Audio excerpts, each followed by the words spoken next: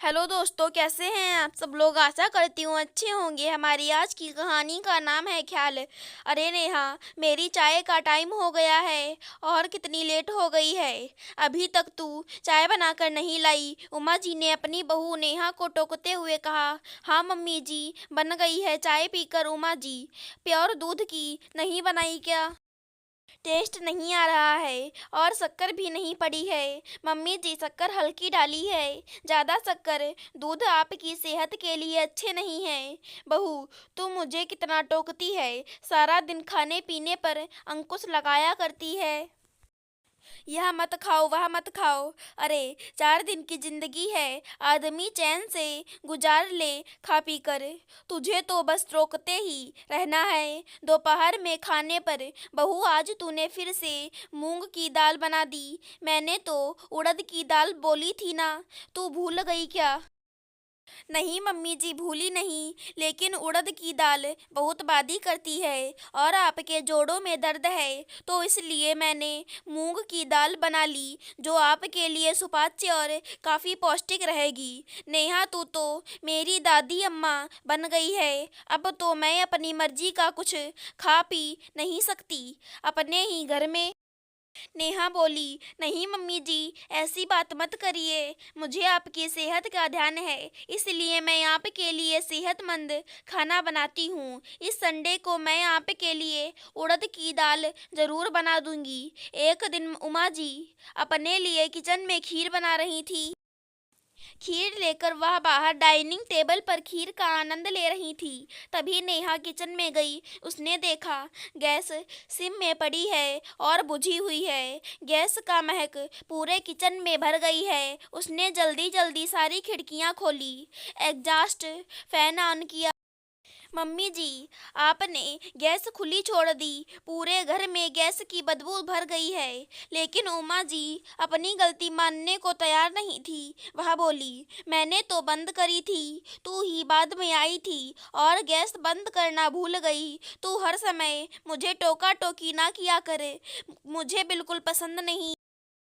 सास बहू की खटपट सुनकर उमा जी का बेटा रमन कमरे से बाहर आ गया।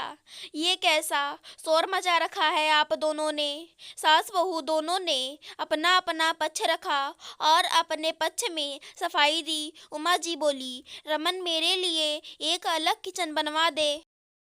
मुझे अब नेहा के साथ नहीं रहना। यह मेरी पसंद का खाना भी नहीं बनाती और मुझे सारा दिन टोकती रहती है। रमन बोला, माँ, आप गैस बंद करना भूल गईं। सोचें, ये कितनी बड़ी गलती है। अगर आप अलग किचन में रहेंगे तो यह गलती बार बार हो सकती है। इतना बड़ा रिस्क मैं नहीं ले सकता। प्लीज़ माँ, आपका जो मन करे आप मुझे बता दीजिए, मैं बनवा दिया करूँगा। लेकिन एक अलग किचन, वह संभव नहीं है। उमा जी की ननद विभा के छोटे बेटे की शादी हुई थी और वह सब कल खाने पर उमा जी के घर आ रहे हैं। उमा जी को शुरू से ही खाने पीने का काफ़ी शौक रहा है। जब तक अपना हाथ और स्वस्थ रहा, वो खूब मज़े लेकर उड़ाती थी। लेकिन अब सेहत की चाबी बहू के हाथ में आ गई है। अब वह इतने मज़े नहीं ले पाती। लेकिन कल तो विभा आ रही है, घर में तरह तरह के व्यंजन मिलेंगे और खूब शक्कर खाऊंगी। सबके सामने तो नेहा भी मुझे रोक नहीं पाएगी, टोक नहीं पाएगी। उमा जी ने देखा, खाने की टेबल तो तरह तरह के व्यंजनों से भरी पड़ी है। आलू कुलचा, नान, दम आलू, मटर पनीर, काले जाम, मिक्स मेवे की खीर और बाद में पाइनएप्पल आइसक्रीम भी। नेहा अपनी सहायिका के साथ दौड़ दौड़ कर सबका ध्यान रख रही थी। उमा जी अपनी प्लेट का इंतजार कर रही थी कि कब लजीज खाना मेरे पास आए और मैं भी मज़े उड़ाऊं। इंतजार की घड़ियां खत्म हुई। उमा जी की प्लेट आई, पर यह क्या, उनका खाना तो बाकी खानों से थोड़ा अलग था। मैदे की कुलचे की जगह आलू के कुलचे, पनीर के टुकड़े भी थोड़े कम थे। खीर साबूदाने की बनी थी और एक बाउल सलाद का भी था। उमा जी सबके सामने अपने घर की जगह साई नहीं करना चाहती थी, इसलिए हंसी खुशी सारी प्लेट खत्म कर ली। खाना खत्म होने के बाद उमा जी अपनी ननद विभा के साथ कमरे में बैठी और ननद भाभी के बीच गपशप होने लगी। विभा जी बोली, अरे भाभी, आपकी बहू नेहा तो आपका बहुत ही ख्याल रखती है, आपकी सेहत के अनुसार खाना परोसती है।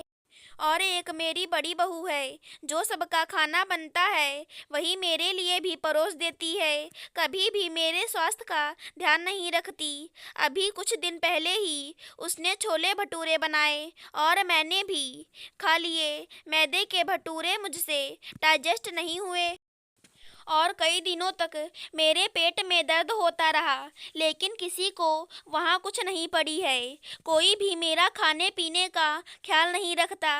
भाभी, आप बहुत लकी हो जो ऐसी बहू आपको मिली। अब उमा जी को भी अपनी बहू नेहा में चांद सितारे नजर आने लगे। अब नेहा जैसा भी खाना बनाती वह हंसी खुशी खा लेती, बिना किसी शिकवे शिकायत के। अगर हमारी आज की कहानी पसंद आई हो तो चैनल को सब्सक्राइब करें। धन्यवाद दोस्तों।